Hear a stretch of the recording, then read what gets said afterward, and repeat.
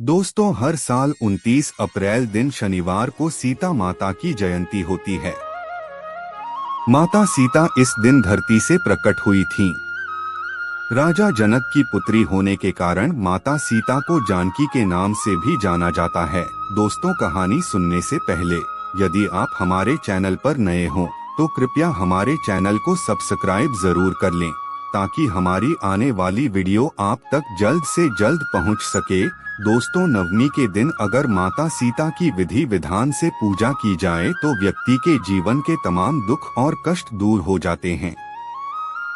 वही अगर माता सीता की पूजा व्रत यदि महिलाएं करती हैं तो उन्हें सौभाग्य की प्राप्ति होती है, साथ ही उनके पति दीर्घायु होते हैं।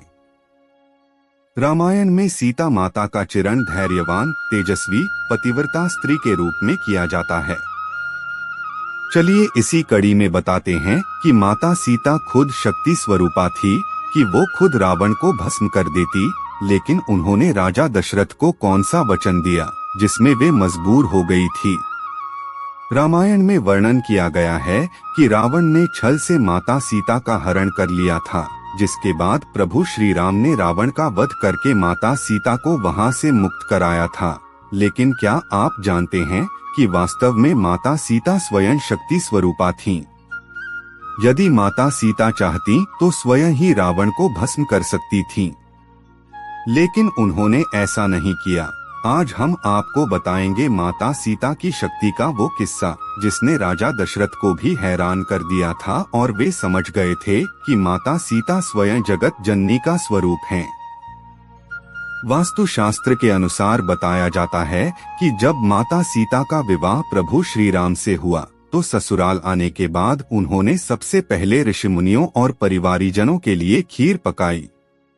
जब वे उन्हें खीर परोस रही थीं, उसी समय तेज हवा का झोंका आया। सभी ने अपनी अपनी पत्तल संभाली, लेकिन उस दौरान राजा दशरथ की खीर में एक छोटा सा घास का तिनका आकर गिर गया।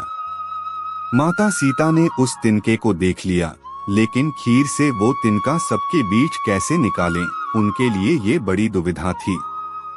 तभी उन्होंने तिनके को दूर से घूरा। माता सीता की दृष्टि से ही वो तिनका राख बन गया।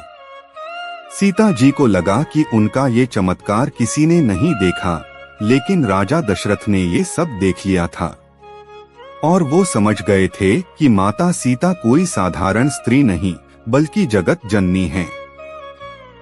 खीर खाने के बाद राजा दशरथ जब अपने कक्ष में चले गए तो उन्होंने सीता जी को अपने कक्ष में बुलवाया।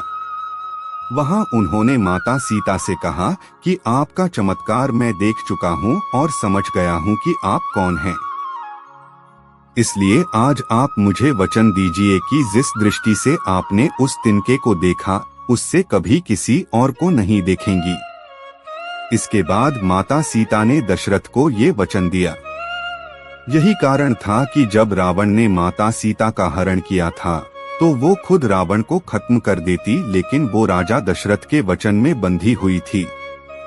दोस्तों, अगर ये कहानी अच्छी लगी हो तो चैनल को सब्सक्राइब कर ले। धन्यवाद।